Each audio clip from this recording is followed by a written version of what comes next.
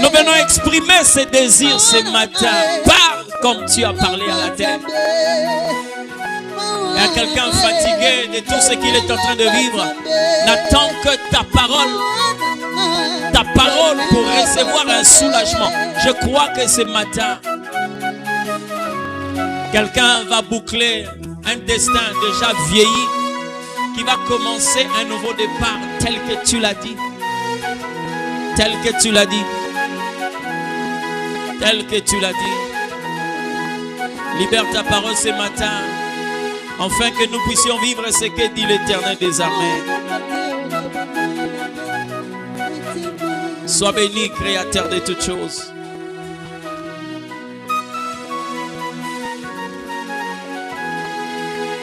Viens répondre aux assoiffés de ta parole ce matin. Viens répondre à ceux qui vivent une malnutrition à cause de l'absence de ta parole. Nous ne sommes pas rassasiés de ce que nous avons vécu. Nous ne sommes pas rassasiés de ce que le monde nous a présenté ce matin. Nous ne sommes rassasiés que de ta présence. Pour nous, une façon de te témoigner. De témoigner notre engagement, notre amour et notre attachement. Nous t'acclamons le Seigneur des Seigneurs. Nous t'acclamons Jésus. Non, je t'ai demandé d'acclamer le Seigneur de gloire. Oh. Seigneur, parle à quelqu'un ce matin. Parle à quelqu'un. Alléluia. Que l'Éternel Dieu te bénisse ce matin. Toi qui as reçu cette grâce, non seulement au-delà du fait que nous sommes en vie, mais l'Éternel a permis que nous puissions aussi être dans sa présence. Alléluia. Nous avons commencé un séminaire où nous sommes en train de parler sur le nouveau départ. C'est vrai, aujourd'hui, par la grâce de Dieu, non seulement que nous allons boucler le séminaire, mais aussi le thème que nous avons eu à entendre il y a de cela un mois.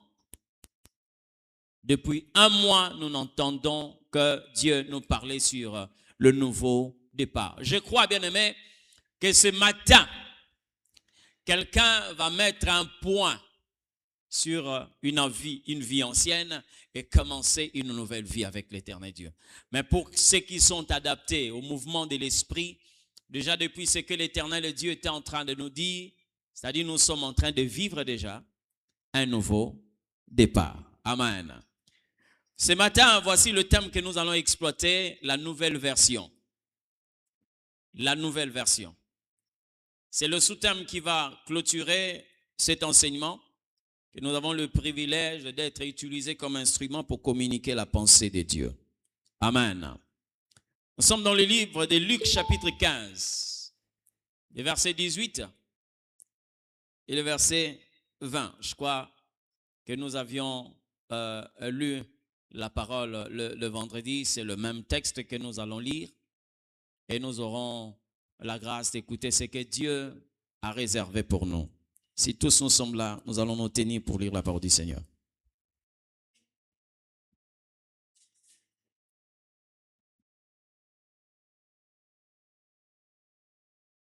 Et Luc chapitre 15, 18 et 20. Christ. Nous rendons grâce à Dieu. Je me leverai, j'irai vers mon Père et je lui dirai, mon Père, j'ai péché contre le ciel et contre toi. Je ne suis plus digne d'être appelé ton fils. Traite-moi comme l'un de tes mercenaires. Et il s'éleva et alla vers son père. Comme il était encore loin, son père le vit et fit ému de compassion.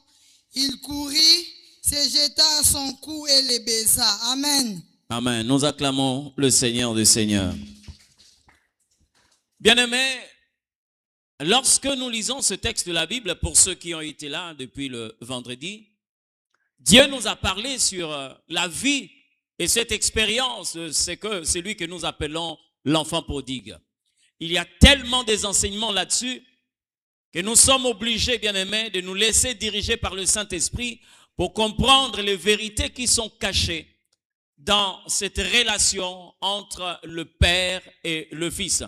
Et ce pèlerinage que cet homme a eu à connaître, la mauvaise expérience, pour certains c'est une mauvaise, pour d'autres personnes c'est une bonne expérience parce que nous ne pouvons pas tout condamner du début jusqu'à la fin. Il y a des choses que l'Éternel Dieu permet pour que nous puissions même tirer ce qui est positif. Lorsque vous regardez dans ce texte de la Bible, vous allez vous rendre compte que cet enfant qui s'est approché de son père pour dire que voilà, tu dois me donner la part de mes biens. Cet enfant croyait qu'il était mature. Cet enfant croyait qu'il était capable. Parce qu'il arrive des moments où nous sommes quelquefois dans une forme de perdition, nous avons la meilleure ou la mauvaise conception ou la mauvaise connaissance de nous-mêmes. Et cet enfant est tombé aussi là. Il se croyait capable, il savait que bon, je suis capable de gérer, je peux agir de manière à ce que ma vie soit épanouie. Alors le Père aussi, la Bible dit qu'il leur a partagé. Il ne lui a pas seulement donné. Même celui qui était resté avait reçu sa part. Parce que la Bible dit, le Père leur partagea leurs biens. Lui, il a pris ses biens comme son héritage. Et quelques jours après, la Bible dit, il est parti pour un pays lointain. Là où il a commencé à vivre dans la débauche et tout ce que la Bible est en train de décrire. Mais bien aimé, écoutez-moi très bien. Lorsqu'on vous parle sur le nouveau départ, pour mieux comprendre cela, il obéit au principe de ce que le Seigneur nous enseignait sur les nouvelles outres et le nouveau vin. Alléluia. Jésus a enseigné sur les nouveaux vins et les vieilles outres. Beaucoup de personnes aujourd'hui veulent vivre un nouveau départ. Depuis le début de ces enseignements, mais je crois que même chez vous à la maison, la prière c'est que Seigneur, je veux vivre un nouveau départ. Mais nous avions dit, il y a le dire et le faire. Beaucoup de personnes peuvent dire, mais ils n'adoptent pas des attitudes qui leur permettent de mettre en application ce qu'ils demandent devant l'Éternel Dieu. Bien-aimés, Jésus enseigne une vérité qui doit entraîner tout le monde à comprendre ce que Dieu a mis à notre disposition. Il dit ceci, on ne peut pas prendre le vin nouveau et mettre dans des vieilles outres. Peut-être que vous n'avez pas compris le langage que le Seigneur a utilisé. À cette époque, on n'avait pas des récipients comme aujourd'hui. Comme nous pouvons avoir une bouteille d'eau, une bouteille de vin. Non. On faisait des récipients sur base des peaux d'animaux. Lorsqu'on tuait une bête, on allait normalement décoller sa peau et on prenait cette peau-là, on devait rafistoler et commencer à badigeonner d'une substance comme le goudron pour ne pas permettre qu'il y ait fuite. Et au niveau du cou, c'est là où on mettait un bouchon pour permettre au contenu d'y rester. Alors, lorsque l'outre devenait vieille, quand vous prenez un nouveau vin, tellement que le gaz, tellement que le vin est fort, ça peut faire de sorte qu'une vieille outre puisse céder. Ça va, non? C'est comme ça que Jésus est en train d'enseigner sur des nouvelles choses que l'Éternel Dieu met à notre portée. Ces nouvelles choses demandent que nous puissions aussi être des personnes nouvelles. Tu ne peux pas vivre un nouveau départ avec une dimension d'un vieil homme, d'une ancienne personne. Mais ce que l'Éternel Dieu est en train de t'enseigner, c'est que tu dois découvrir une meilleure version de toi-même. Ça existe en toi. Alléluia. Il y a une meilleure version de toi qui est cachée en toi. Aussi longtemps que tu ne vas pas découvrir cette meilleure version, tu ne peux jamais vivre un nouveau départ. Je l'ai dit ici le vendredi, il y a de ces choses que l'Éternel Dieu quelquefois ne permet pas que nous puissions le posséder. Ce n'est pas parce qu'il ne nous aime pas, mais parce qu'il nous aime tant. Ça va, non? Quand tu sais que cette chose va détruire cet enfant, tu peux lui interdire, quand bien même l'enfant se retrouve dans un besoin qu'il juge lui-même démesuré. Non, j'ai besoin de telle chose. Mais quand le père regarde, il voit le poids de la chose.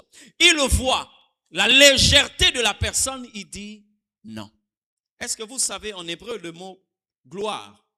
C'est kabod. Hein? Ça signifie quelque chose qui pèse. Quelque chose de lourd. Je ne peux pas aujourd'hui prendre, par exemple, un petit enfant, comme par exemple la fille du frère Mitch, et lui donner, par exemple, le contrebasse. Non. Je ne peux pas prendre ses chairs et mettre, par exemple, sur la tête de David ou qui encore. Parce que déjà, en tant que conscient, je me dis, il n'a pas le poids de supporter ça. Ça va le craser. C'est comme ça que beaucoup de personnes ont été tuées par la gloire. Amen. La meilleure version de toi, c'est ce qui te permet de garder ou de vivre le nouveau départ. Mais avec une vieille personne, tout ce que nous sommes en train d'enseigner ici peut remplir ton calepin, ton carnet de notes, mais ça n'apportera aucun changement dans ta vie parce que Dieu, pour te garder, il est obligé de retenir un nouveau départ, te laisser vivre en vieil homme. Le changement de vie, c'est pour ton intérêt. Alléluia. C'est pour ton intérêt. Vous allez vous rendre compte, même Jésus a dit à ses disciples, j'ai des choses que je veux vous confier maintenant, mais vous ne pouvez pas le porter. Il a dit ça pourquoi? Il voulait normalement qu'eux découvrent une meilleure version d'eux-mêmes. C'est comme ça que vous allez voir de Simon est sorti Pierre. La meilleure version de Simon s'appelle Pierre. À lui, Dieu pouvait confier certaines choses. Dis-moi un peu, avec quelle attitude toi tu vas commencer un nouveau départ? Avec quelle attitude?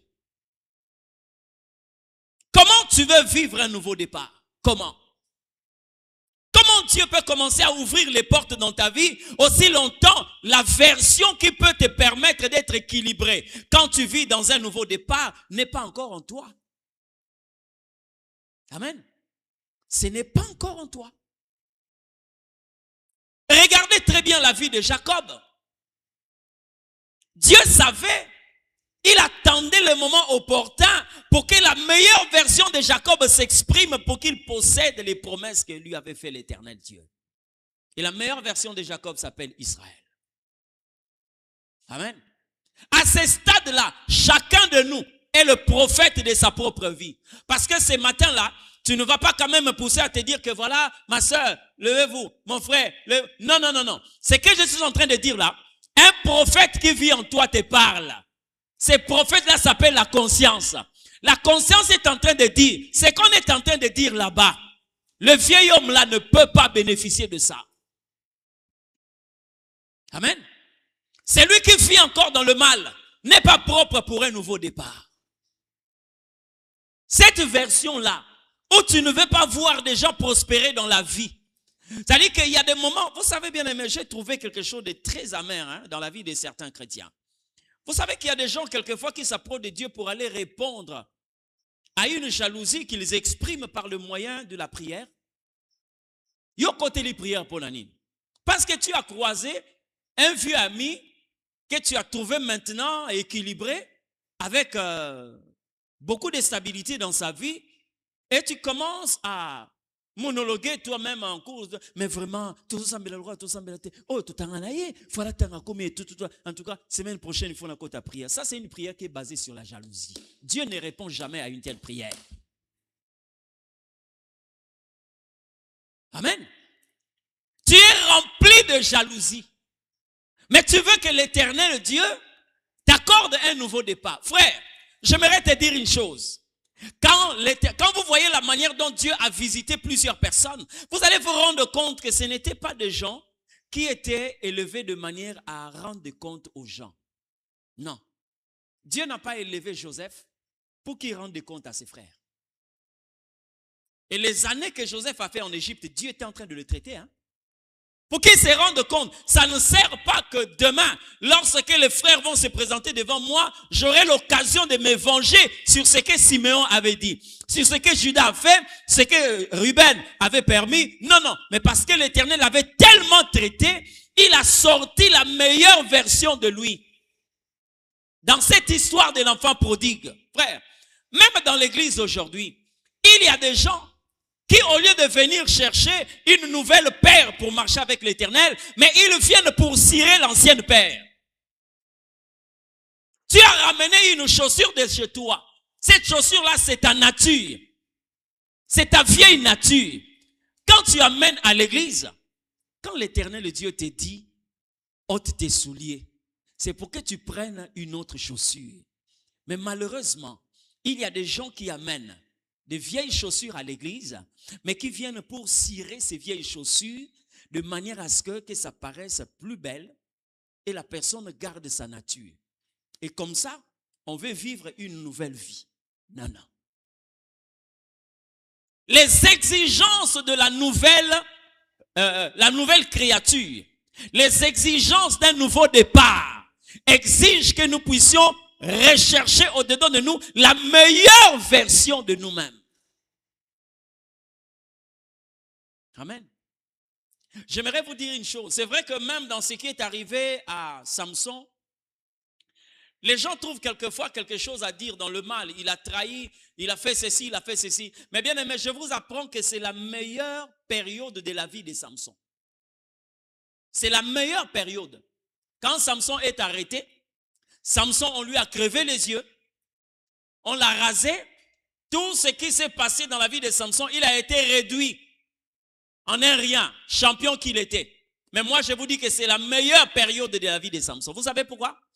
Parce que il est présenté depuis le départ comme étant un homme solitaire. Donc les gens qui n'ont pas besoin de gens, ceux qui n'ont pas besoin de qui que ce soit, ils croient qu'ils sont suffisants.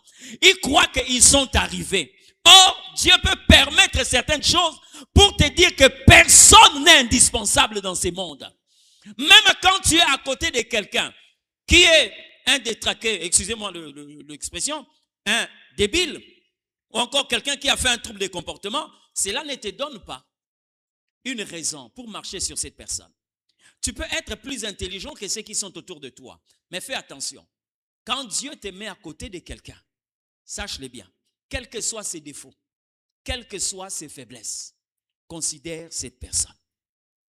C'est la première fois que Samson, tout puissant, le plus fort, l'esprit est descendu sur Samson, mais Samson demande, est-ce que tu peux me conduire là où il y a les piliers du temple? Hein? Dieu commence à enseigner à Samson. Tu vois, dans ce monde-là, ne crois pas que tu es seul. Tu peux posséder les muscles. Tu peux avoir la force de renverser le temple de Dagon. Mais il y a quelqu'un qui doit te montrer où se situent les piliers du temple. Samson, le plus fort, s'est laissé diriger par quelqu'un. Viens. On l'a mené jusqu'à ce que cette personne dit, c'est ici, touche là. Ok. Donc là où tu es là, ce sont les piliers qui retiennent le poids du temple. Samson dit, ok, merci. Il invoqua l'Éternel et le miracle est rendu possible parce que Samson a compris l'importance de celui qui est à tes côtés. Alléluia. Maintenant, quand toi tu vis, même dans l'église, vous trouverez des personnes qui ne supportent pas d'autres personnes. Je l'ai dit une fois ici, nous n'avons pas tous les mêmes qualités et nous n'avons pas tous aussi les mêmes défauts. Vous savez, lorsque vous venez à l'église, vous devez chercher à imiter le Christ. Quand vous êtes à côté de quelqu'un qui parle beaucoup, demandez que le Seigneur Dieu vous rende capable d'entendre beaucoup. Tu ne peux pas repousser quelqu'un parce qu'il parle beaucoup. Mais c'est une qualité que la personne a reçue de Dieu. Si vous comprenez que, si vous croyez que c'est un défaut, ça veut dire que c'est Dieu qui l'a créé comme ça. Or, Dieu lui-même supporte cette personne. Mais si tu n'as pas la capacité de supporter la personne, c'est que le cœur que tu as reçu là n'est pas celui de Dieu. Le monde est aux arts, hein? Oh, c'est vrai. Moi aussi j'ai des préférences, hein? Parce qu'on a vu partout. Tout le monde ici a des préférences. C'est comme ça que vous verrez, quand vous verrez par exemple le frère Daniel, il a rencontré combien de femmes en route, combien? Mais il s'est rendu compte que sa préférence c'était la sœur Rose, ok? Mais est-ce que vous comprenez que Nzambe Siko alingara batunios? Na oyo préféré rater. Hein? Moi j'aime des femmes claires, moi j'aime des femmes sombres, mais Dieu aime tout cela. Mais quand nous commençons à nous approcher de Dieu, nous devons effectivement ressembler à l'Éternel Dieu. C'est comme ça que même la personne qu'on est en train de repousser, vous savez bien aimé, Dieu nous prépare depuis longtemps. J'étais encore en deuxième primaire. J'étudiais ici à Bobokoli, à Kinshasa ici. Mon grand frère faisait les après-midi. Moi, c'était les avant-midi. Mais il avait un ami qui était perclus de jambes.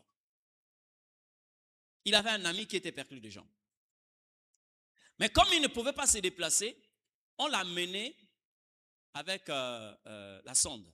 Ok? Donc, il avait un récipient qui pouvait lui permettre, s'il veut vider sa vessie, il pouvait vider sa vessie. Maintenant, vous voyez un peu dans sa condition, il ne pouvait pas sentir bien. Qu'est-ce qu'il faisait? Comme on était dans la même salle, mais on n'avait pas une même vacation, et on pouvait l'amener vers 11h30, et celui qui l'a mené le faisait entrer dans la salle. Lui, il rentrait. Nous, quand on sortait à 12h, alors, ceux qui venaient le trouver déjà là. Mais qu'est-ce qui s'est passé? Dès qu'on l'a mené, c'était compliqué, hein? Donc là où moi je me mettais, c'est là où mon frère se mettait les après-midi. Mais je ne savais pas. Dès qu'on a mené ces garçons, on demandait aux amis qui étaient là. Bon, on n'était que deux, hein? Deux. Les rois les lotés. On n'était que deux. On demandait, l'ami qui était à mes côtés, bon, est-ce que tu peux reculer? Dès qu'on le mettait là, ceux de ses côtés quittaient. Ceux de devant quittaient et le derrière quittaient. Il y a des moments, quelquefois, notre enseignant était en train de dire, mais pourquoi vous faites ça? Vous faites ça? Ah, mais ça sent mauvais et tout là. Mais je ne comprenais pas. Il y a quelque chose qui me retenait là, que je ne voulais pas bouger.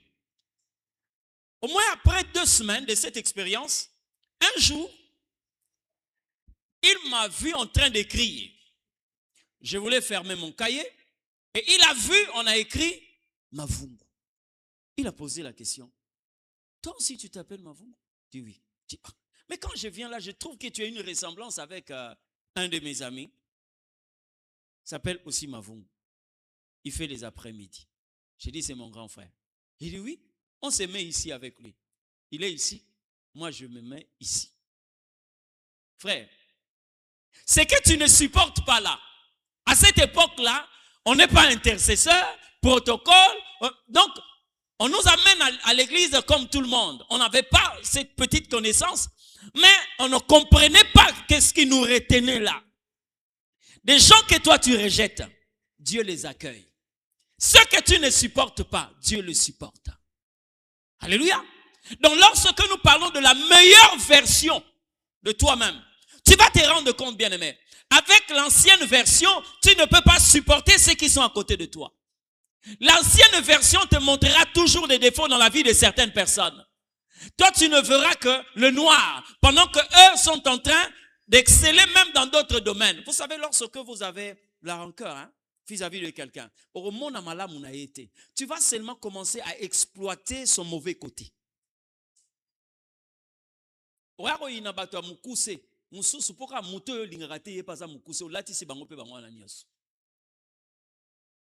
Hein? Vous connaissez Vadio? Vadio. Quand on dit Vadio, hein? Tout le monde sait. On parle d'une personne handicapée, c'est pas ça. Mais c'est devenu une identité commune comment? Mais pourtant, c'était le nom d'une personne qui était comme ça. Ok? C'était le nom d'une personne qui était comme ça. Et on a pris son identité, on a revêtu tous ceux qui sont perclus de jambes. Tu ne peux pas prendre cette haine que tu as envers quelqu'un et revêtir cela dans la vie de plusieurs personnes. Non. Il y a une meilleure version de toi-même. Et l'Éternel Dieu veut que tu sois la nouvelle personne pour que tu puisses commencer un nouveau départ. Parce que Dieu n'a pas d'onction à gaspiller. Dieu n'a pas de dimension à gaspiller. Alléluia. Le nouveau départ, c'est pour de nouvelles personnes. C'est pour la meilleure version de toi. Lorsque vous regardez la vie de cet enfant, vous vous rendez compte, bien-aimés, qu'il y a quelque chose que nous devons retenir, toi et moi, nous devons retenir dans ces textes de la Bible. Vous savez quoi? Cet enfant était une vieille personne, possédant une nature sale et rejetée par Dieu. Je t'explique les dangers de commencer un nouveau départ avec une vieille personne. Vous savez que quand cet enfant-là a reçu son héritage, ce n'est pas une richesse qu'il avait au départ. C'est pas ça. Lorsqu'il a dit à son père, bon, donne-moi la part de mes biens. Le père a pris certainement le compte en banque, les biens qui devaient lui revenir. Le père lui a donné ce qu'on appelle les nouveaux riches. Ok? Il a reçu ses biens. Mais le plus grand problème, c'est qu'il n'avait pas la meilleure version de lui. Celui qui avait reçu ce nouveau départ n'était autre que l'ancienne version de celui qui devait exister. C'est comme ça que vous allez vous rendre compte. On parle de l'enfant prodigue et le fils prodige. Ça va, non? Si le fils prodige avait reçu ces biens-là, il n'allait pas les dissiper comme ça. Mais pourquoi je dis quelquefois dans le mal, Dieu peut faire de sorte que nous puissions connaître quelque chose de bien.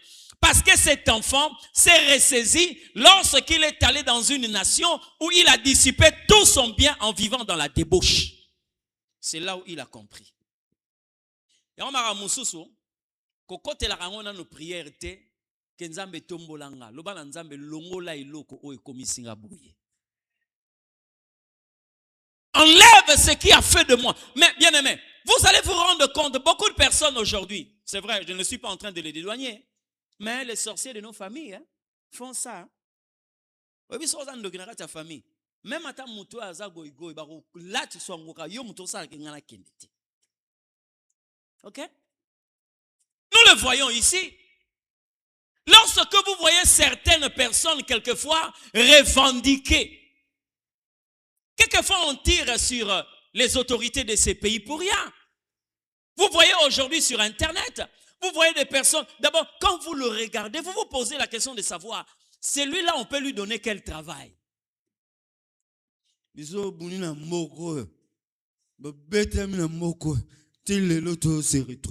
va te donner quel travail?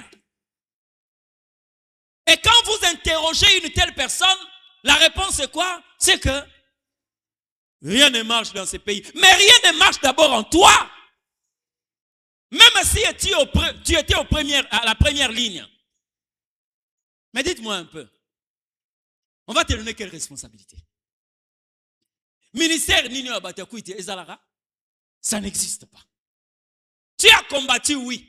Tu nous montres là des cicatrices, ok, on comprend. Maintenant, on va te mettre où? On va te mettre où? Il faut que tu puisses avoir la meilleure version de toi. C'est pourquoi Dieu ne peut pas te responsabiliser.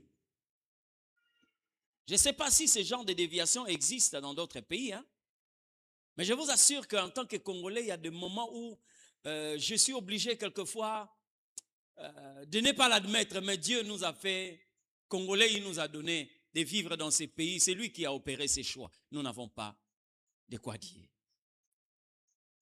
Vous voyez quelqu'un avec une arme. Civil de bazo kangai. Azarab. Tu te poses la question, mais on est où là? On est où? J'ai même appris quelque chose qui m'a fait très mal au cœur. Quelque part ici, pour ne pas citer l'endroit. Un homme en arme qui prend son arme, qui va aller dire à une femme, celle qui travaille dans des restaurants de fortune là qu'on appelle malheur là,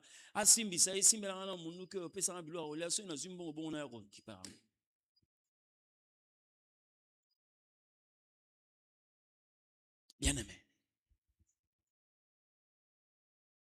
Il y a des moments que l'Éternel permet. Ces genres de choses pour que nous puissions comprendre qu'est-ce qu'il faut réellement. Mais j'ai béni l'Éternel Dieu parce que toutes les difficultés, vous ne pouvez pas seulement le mettre sur le dos de ceux qui nous combattent. Il y a des difficultés qui arrivent parce que tu n'as pas su te gérer toi-même. Vous savez, dans la vie, acceptez que l'Éternel Dieu vous conduise dans les déserts. Il va vous nourrir. Si Dieu est l'auteur de votre désert, calmez-vous, sachez-le bien qu'il y aura la manne. Lorsque vous aurez soif, il va faire jaillir de l'eau du rocher. Vous allez boire. Ça va, non? Même si tu dors à l'extérieur, il y aura la colonne de nuée. Mais lorsque tu entres dans un désert que toi-même tu as provoqué, frère, ma soeur, comme certains le disent, tu vas lire l'heure. Voilà. Vous allez lire l'heure. Veillez à ce que vous ne puissiez pas vous retrouver dans une situation parce que vous avez très mal géré ce que l'Éternel Dieu vous a accordé. L'ancienne version de toi ne peut faire de sorte que tu te retrouves dans le pays où tu as tout dissipé, où tu as tout détruit. Amen. Plusieurs aujourd'hui, quelquefois, des femmes dans des foyers viennent quelquefois nous casser les oreilles. C'est vrai que c'est notre travail. Mais le problème que tu as dans le foyer, c'est toi qui as ouvert la porte. Quel est cet homme qui peut accepter une femme qui ne lui obéisse pas? Quel est cet homme? Je ne crois pas. Amen. Tu as l'injure facile. Tu as la facilité d'avoir l'écart de langage envers ton homme. Et quand ça commence à capoter, non, papa, même Satan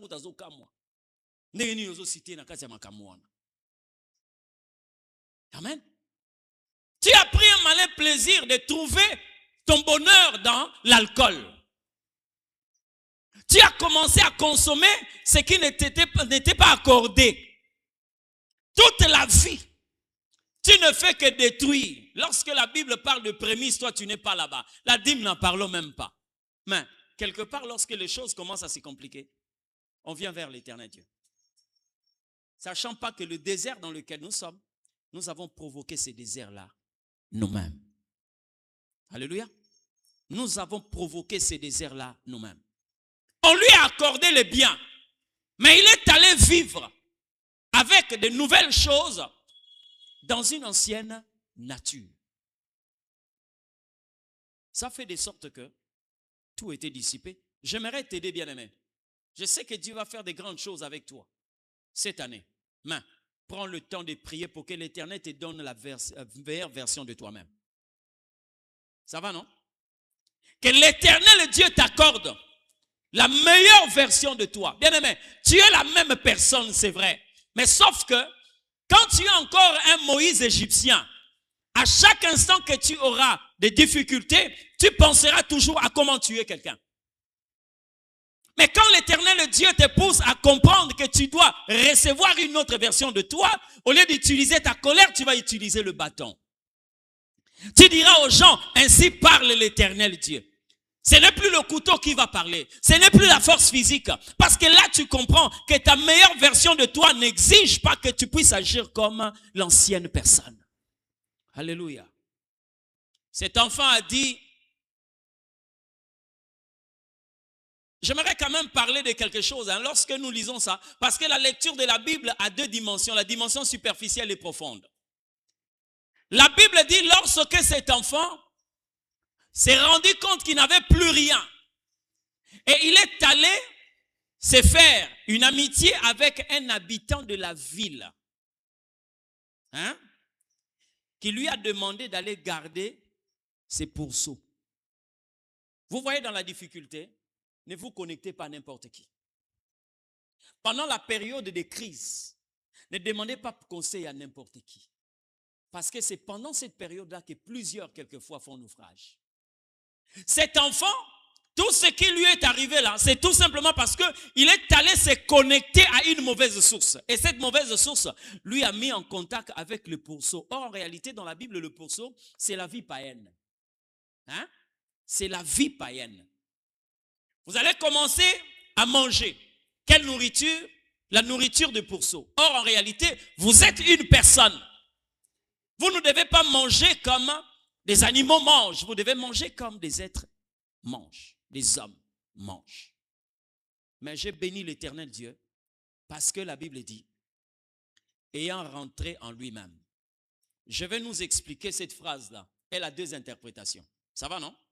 La première interprétation, il s'agit d'une signification qui est tirée de la sagesse humaine. C'est-à-dire la manière d'interpréter des hommes. Ayant rentré en lui-même. Certaines personnes vous parlent d'une introspection. Ok? Une réflexion personnelle. Quand on dit ayant rentré en lui-même, ça veut dire qu'il a fait une introspection. Combien de personnes qui ont réfléchi de par eux-mêmes mais ne se sont pas tirés des affaires? Ils sont nombreux. Quand vous interprétez selon les hommes, c'est en ce net moment vous comprenez que non, il a réfléchi, il a dit, mais pourquoi cela m'arrive et tout. Maintenant, lorsque vous lisez selon la sagesse divine, l'interprétation divine montre ceci. Lorsque une personne rentre en elle-même, ça veut tout simplement dire quoi? On est revenu à l'état initial. Ça va, non?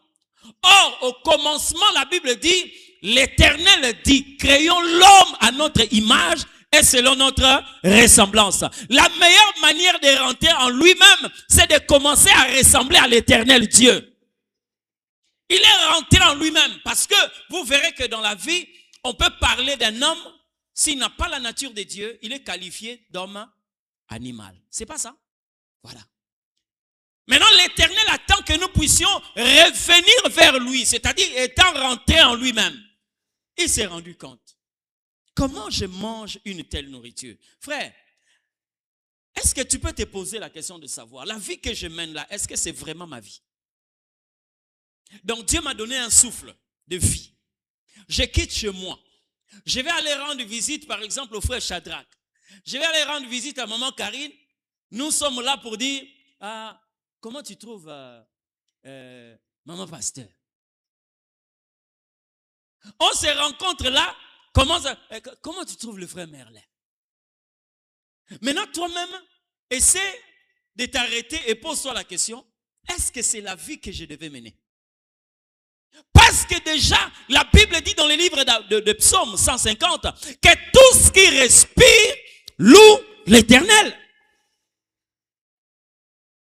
Pourquoi ne pas se rencontrer pour poser la question de savoir, mais on s'est rencontrés là, oui, ben. Bon.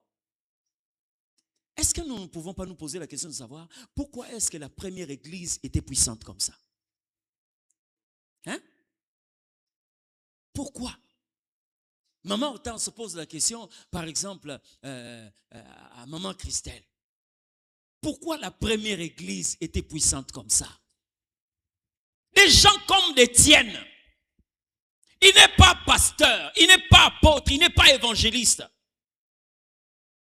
Mais il a la possibilité d'opérer des guérisons. Des gens comme de Philippe. Pourquoi?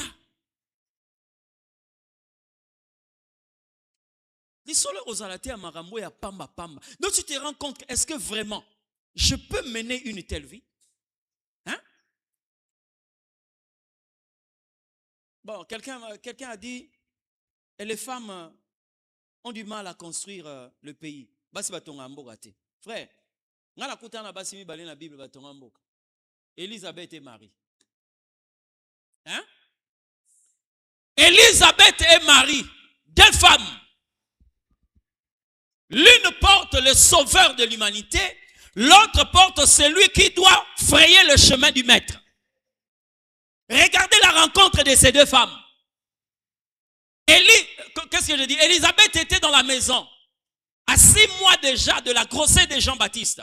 Pendant ce temps, Marie était à l'extérieur.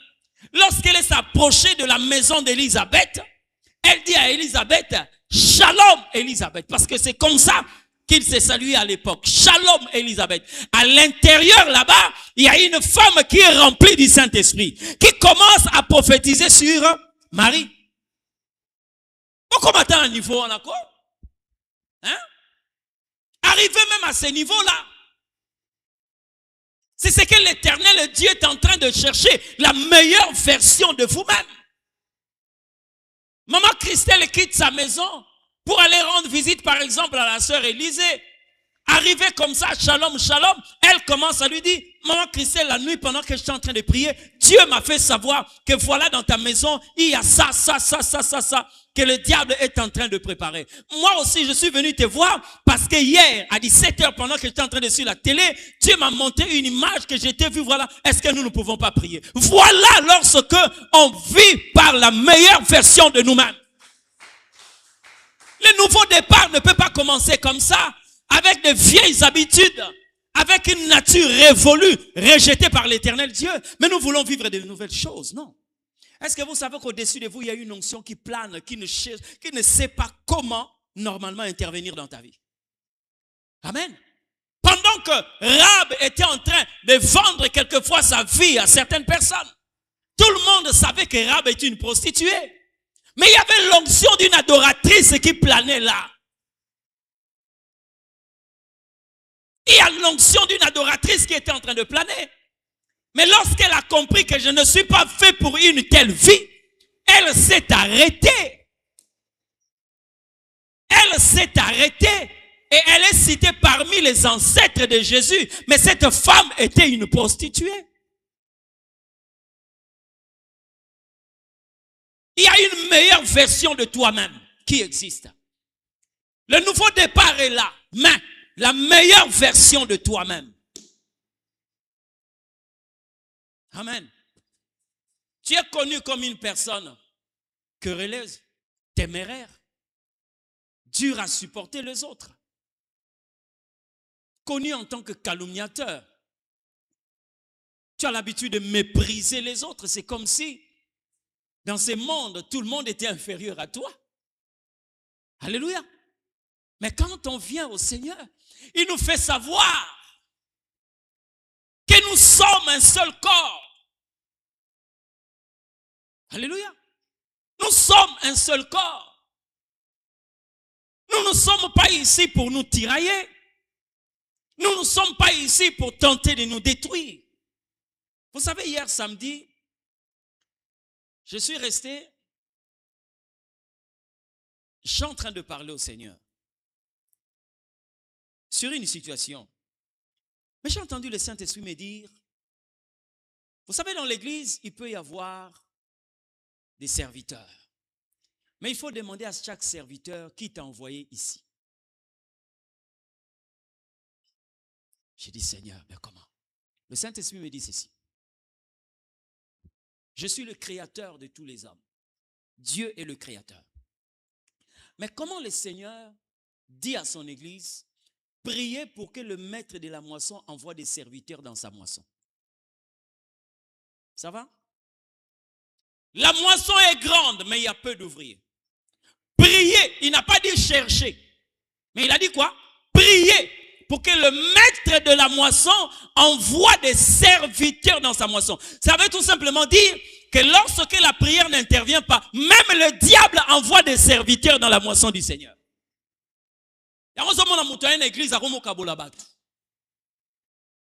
Tu es de quelle source? Tu es de quelle source? Mais quand c'est le Seigneur qui envoie des serviteurs dans sa moisson, ceux-là font prospérer l'œuvre de Dieu. Ceux-là font avancer l'œuvre de l'Éternel Dieu. Mais quand on est là, on n'a pas été envoyé par l'Éternel, on est redevable vis-à-vis de celui qui nous a envoyés. Or, l'ennemi envoie pour disperser, pendant que l'Éternel envoie pour réunir. La meilleure version de toi-même. Le nouveau départ est possible. Mais comment? Mais comment? Je sais que tel que tu es là, quelquefois, tu ne te connais pas. Mais moi, je prends la peine de préparer le message parce que Dieu sait que tu es une bombe à retardement. Le jour où tu vas te ressaisir, le monde ne va pas comprendre que c'est cette personne que le diable était en train de malmener. Vous savez, Moïse ne savait pas qu'est-ce qu'il avait dans sa main. C'était un bâton qu'il était en train de traîner. Mais le jour où le Seigneur lui a fait savoir, est-ce que tu sais ce qui est dans ta main? Est-ce que le pouvoir que tu possèdes là, tu connais ça? Dieu dit à Moïse, jette seulement ces bâtons-là. Il a lâché le bâton. La Bible dit, le bâton est devenu un serpent. Moïse lui-même commençait à fuir devant son bâton. Parce qu'il a compris que ce qu'il possédait dans sa nouvelle version. Frère, j'aimerais te dire une chose, hein? Seulement pour t'encourager, parce que je sais qu'un jour, ça va t'arriver. J'étais en train de prier. Dieu m'a dit, je vais te montrer. Moi, je croyais que Dieu va me montrer encore peut-être sa face, parce que dans plusieurs reprises, Dieu a eu à nous accorder cette grâce, qu'est-ce qu'il faut de voir sa face, le trône de Dieu, comment et tout. Mais j'attendais, il m'a dit, je vais te montrer. Il va me montrer quoi? Frère, cette vision, quand elle a commencé, je me suis vu à un niveau, moi-même j'avais peur d'être là où j'étais. Il me dit, tu vois là, en bas là, c'est la terre. Donc, ce qui n'a quoi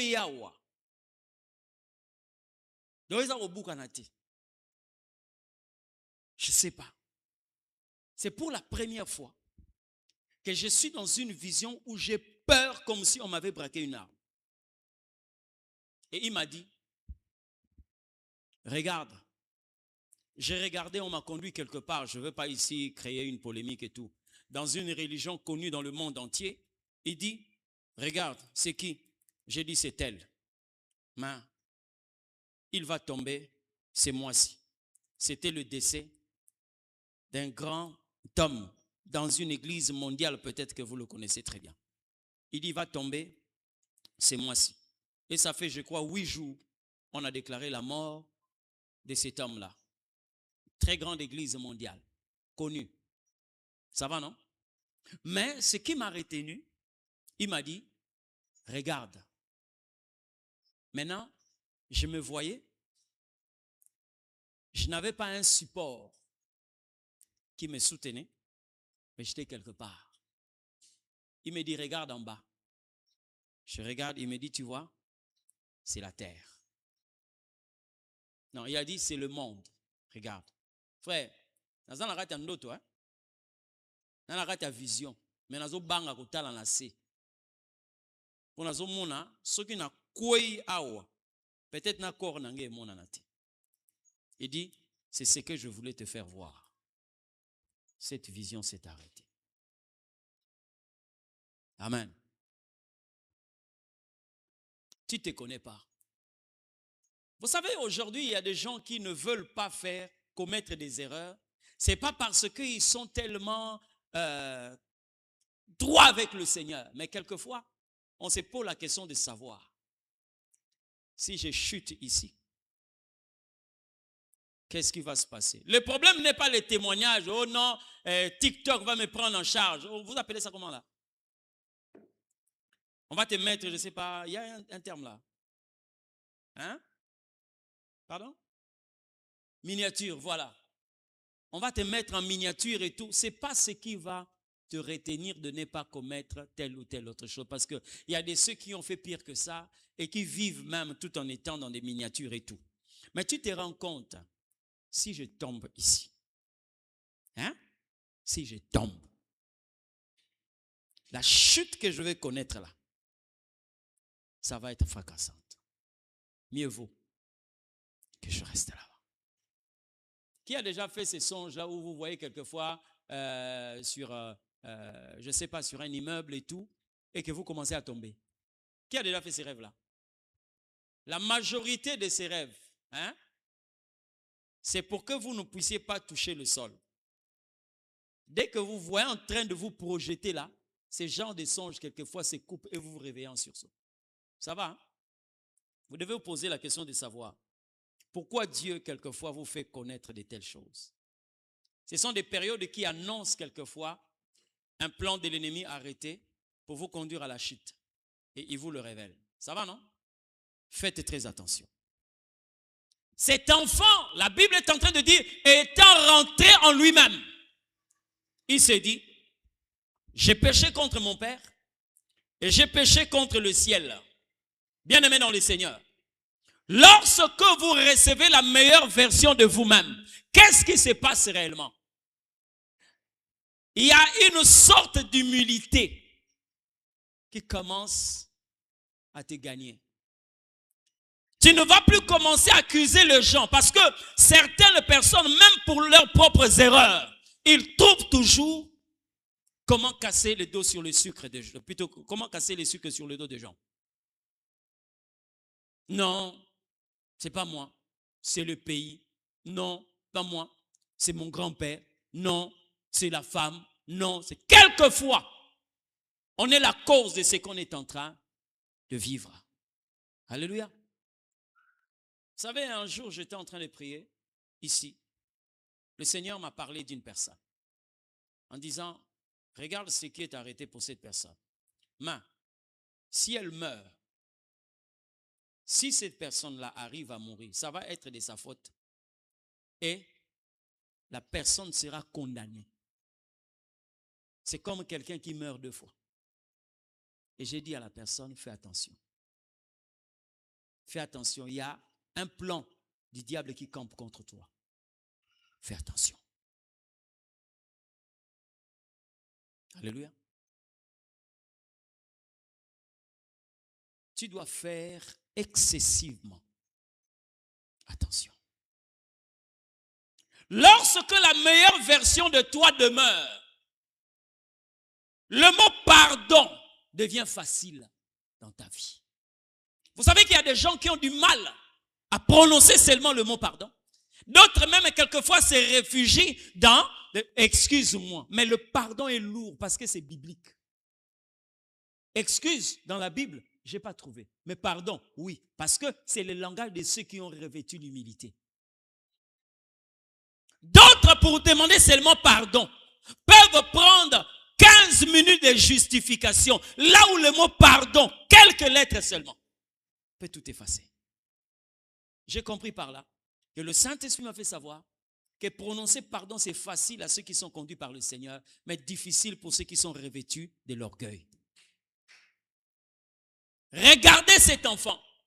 Lorsque la nouvelle version de lui intervient dans sa vie, le mot pardon devient facile. On commence à reconnaître ses propres erreurs. Là, on n'attaque plus les autres. Est-ce que vous savez que toute personne qui est entrée en confrontation contre toi, quelquefois la balle est partie de toi? N'est-ce pas? C'est parti de toi. Mais lorsqu'on n'est pas habité par l'humilité, on ne fait que charger les autres. On ne fait que charger les autres. Mais cet enfant a dit, j'ai péché. J'ai péché. Vous savez, aujourd'hui, là, certaines personnes qui ne veulent plus te considérer comme au départ, c'est parce que tu n'as pas compris. Aujourd'hui, tu critiques la position de certaines personnes, oubliant que c'était par manque de confiance que tu as perdu la considération que tu avais. Tu attaques les autres. Or, en réalité, tu devais normalement t'attaquer toi-même. Et j'ai souvent l'habitude de le dire. La confiance, c'est une matière en porcelaine qu'il ne faut jamais, jamais essayer de la casser. Parce que même si on peut coller, il y a des morceaux qui trahissent qu'ici, il y a une cassure. Ça va, non? Ne perds pas la confiance de quelqu'un. Sois bon. Oh, prends ça, prends ça. Mais qu'est-ce que tu as fait pour que cette personne-là perde confiance?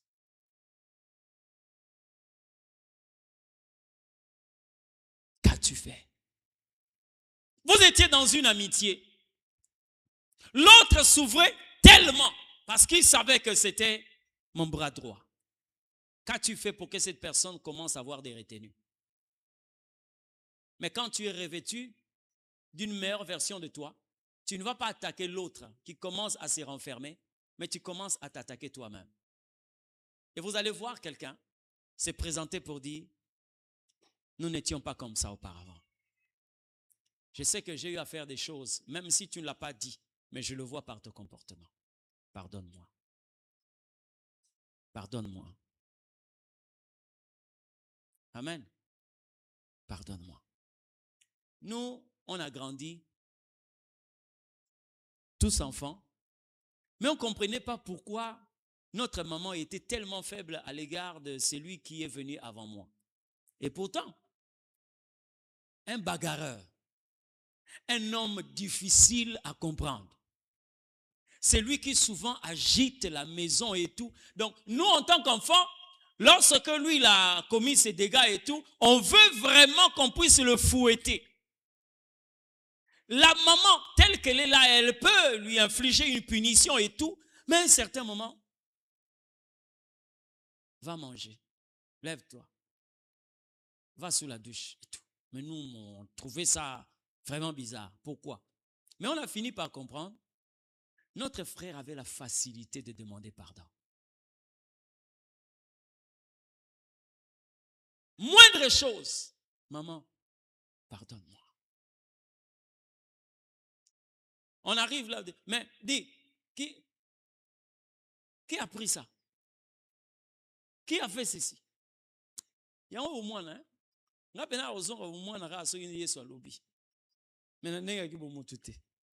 J'ai compris que Dieu nous a protégés. Frère, nous avons une pharmacie, petite pharmacie à la maison. Quand notre mère va sous la douche, nous on rentre, il faut qu'on goûte tous les médicaments sucrés. Ah, Nzambé. On doit goûter à tout. Mais tu peux t'intoxiquer et mourir.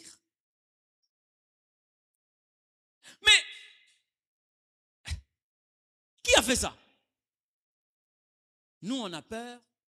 Mais lui, quand il fait, maman peut vociférer, elle ne parle pas. Vous, attendez d'abord, attendez d'abord. Il se présente là. Il y a quoi? Maman, c'est moi. Maman, pardonne-moi. Pardonne-moi. Et s'il était seul à agir, nous, on attend qu'on puisse lui infliger des coups ou comment là.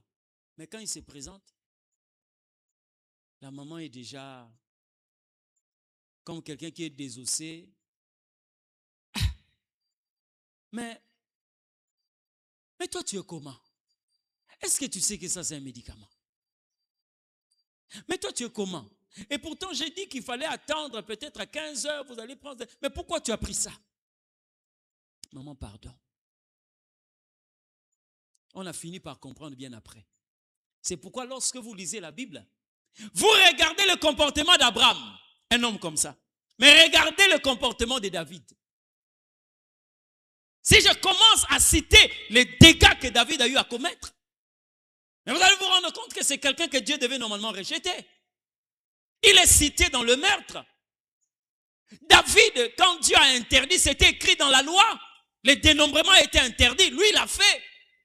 Dieu a commencé à frapper Israël de la peste et les gens sont morts. David a pris la femme d'autrui. David, c'est quelqu'un qui a fait une fausse promesse.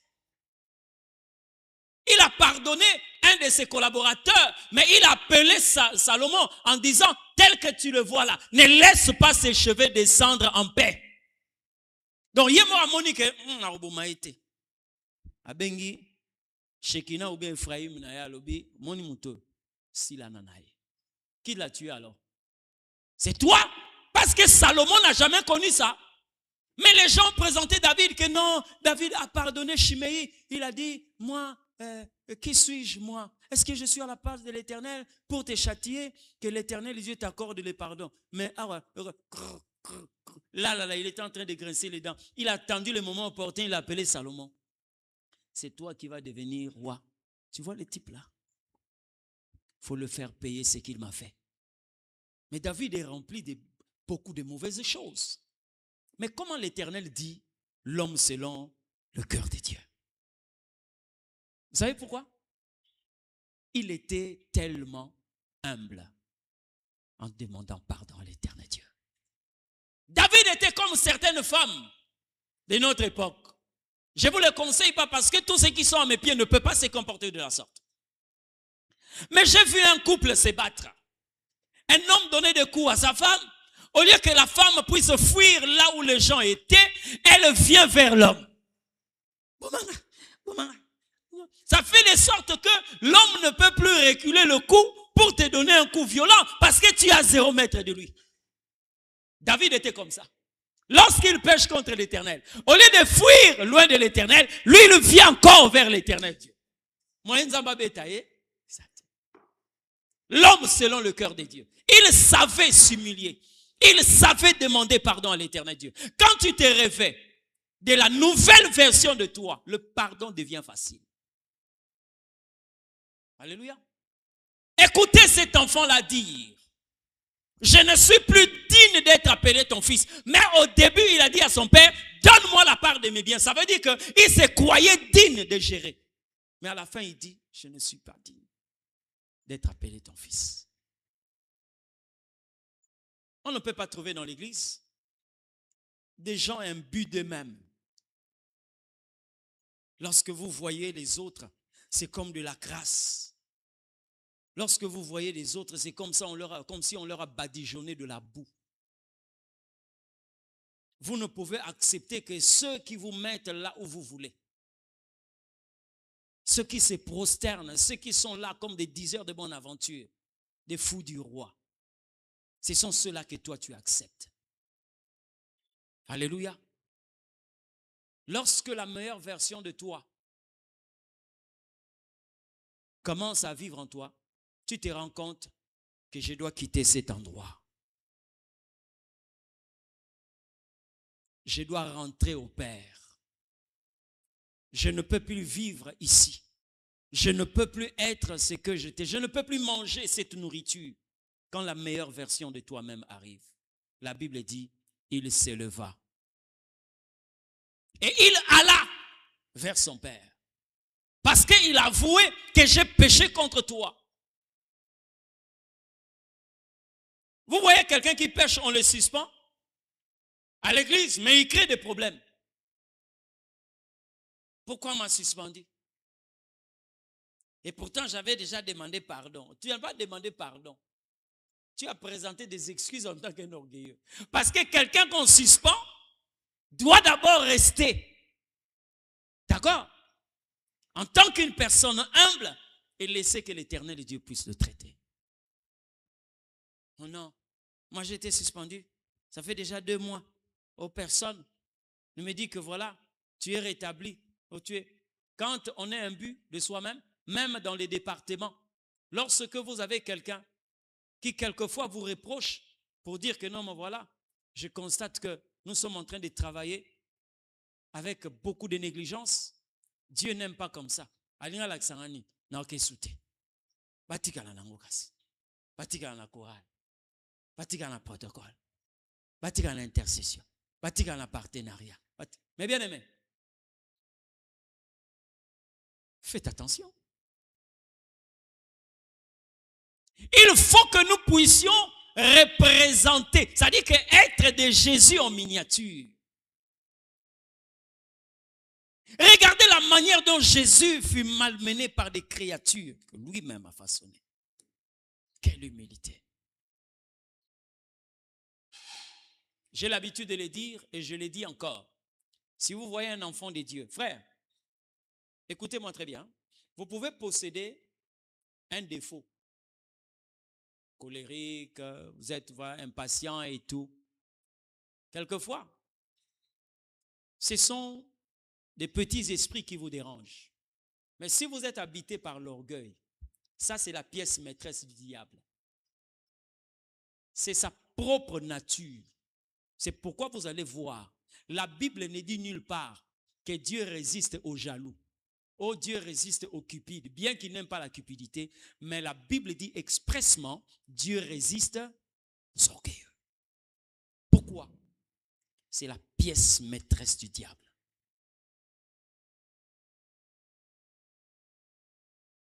Te faire une reproche, c'est pour te construire. Amen. C'est pour te bâtir. Et la Bible dit, celui qui n'accepte pas une réprimande est en train de se diriger vers la perdition. Alléluia. Lorsqu'on est frères et sœurs, on doit normalement se soutenir. Lorsqu'il y a un danger, on doit te prévenir. Il ne faut pas que tu commences à dire à certaines personnes, pourquoi Dieu ne m'a pas dit ça? Pourquoi Dieu ne m'a pas dit ça? La meilleure version de toi-même Fais de sorte que tu ne te rends pas compte que à toi seul tu es capable. Ces garçons a dit, je ne suis pas digne. Je ne suis pas digne. En toute humilité, Seigneur, je me présente devant toi. En toute humilité. Seigneur, je me présente devant toi. Vous savez, dans la vie, j'ai trouvé beaucoup d'enseignements sur l'humilité. Mais je crois qu'il plaise au Seigneur, un jour, on reviendra sur ces tableaux comparatifs entre l'humilité et l'orgueil. Vous allez vous rendre compte, quelquefois, que vous êtes déjà dans le filet de l'ennemi. Et quand Dieu voit que vous traînez dans l'orgueil, ou que vous êtes en train de traîner dans certains symptômes de l'orgueil, bien aimé, Dieu mettra beaucoup de temps pour vous traiter. En réalité, le fait de ne pas se libérer de l'orgueil, vous êtes en train de retarder votre visitation. S'il n'y a que Dieu que vous attendez qui puisse vous visiter, alors la chose que vous devez haïr, le péché d'une manière générale, mais d'une manière particulière, c'est l'orgueil. Parce que la Bible dit, Dieu fait grâce aux humbles, mais il résiste aux orgueilleux. Beaucoup de personnes, en lisant ces textes de la Bible, ils se sont dit que cet enfant est rentré soi-même. Je l'ai dit ici, il y a deux formes de lecture. Il y a la lecture superficielle et il y a la lecture profonde de la Bible. Mais vous allez vous rendre compte que cet enfant n'est pas rentré soi-même. Pourquoi je l'ai dit? Parce que la Bible est en train de citer deux choses. Il y a la repentance et le pardon. C'est pas ça? L'enfant là est rentré par le moyen de la repentance et le pardon. La même Bible dit, lorsque le Seigneur Dieu viendra, le pardon et la repentance sera prêché en son nom. Donc la personne qui a ramené cet enfant vers le Père n'était autre que la personne de Jésus-Christ. Ça veut tout simplement dire que la meilleure version de nous-mêmes, c'est en Jésus-Christ. Alléluia.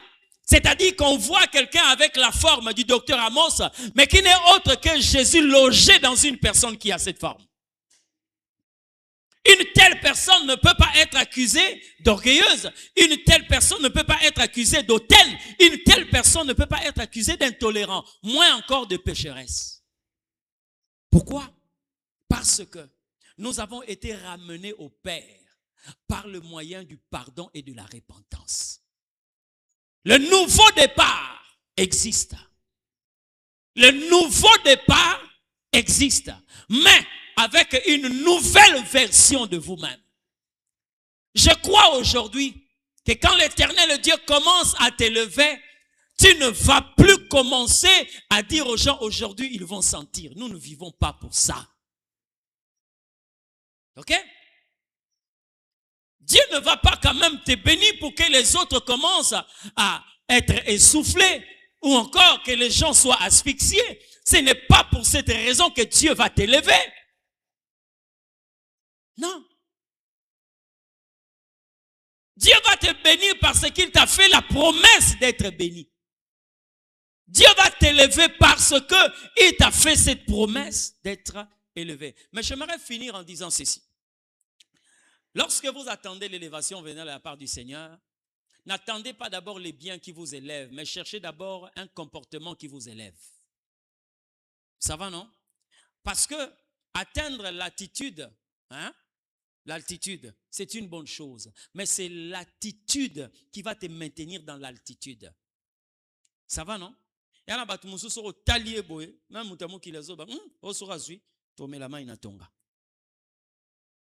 C'est pas digne d'un enfant de Dieu.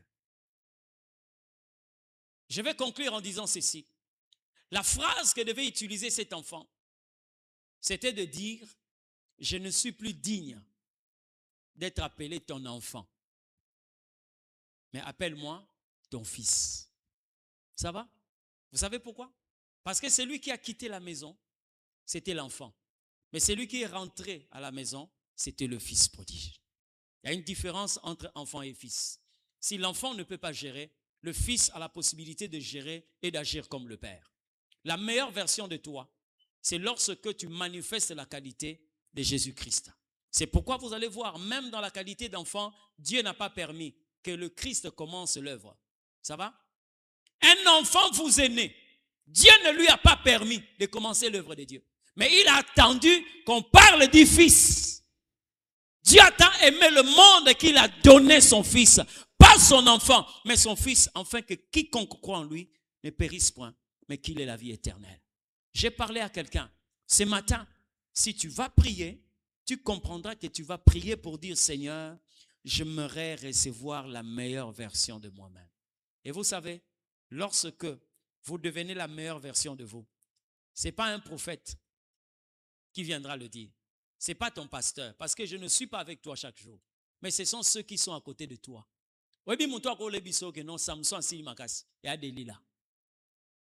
Ça va, non? La personne qui peut te renseigner sur ce qu'est devenu Samson, c'est Delilah, parce qu'ils dorment ensemble. Tu vois ta sœur là, hein? Ta sœur, c'est elle qui peut confesser que toi tu as changé. Tu vois ton frère là, ton mari, ta femme, tes parents, ce sont ceux qui peuvent normalement certifier que toi, tu as reçu la meilleure version de toi-même. Ce matin, j'aimerais prier avec quelqu'un. Dis à Dieu,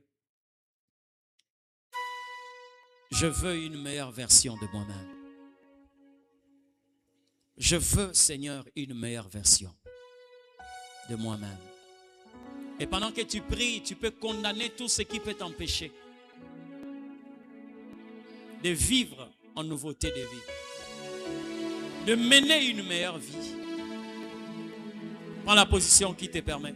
Mais ce matin, j'aimerais prier avec ceux qui sont conscients du fait que j'aimerais une meilleure version de moi-même.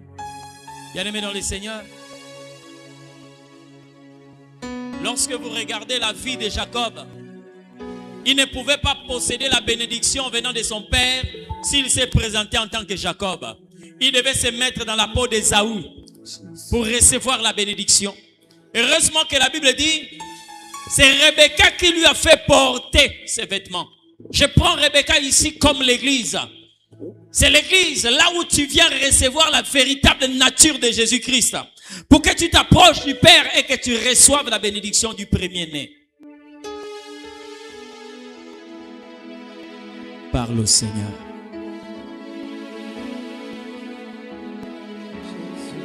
J'aimerais que quelqu'un le dise au Seigneur.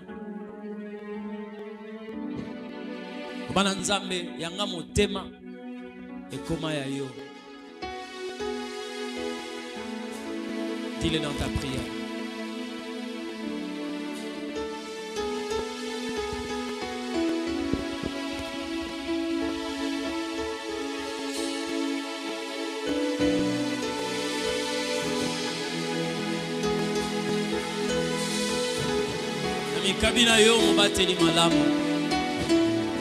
Dis-le dans ta prière.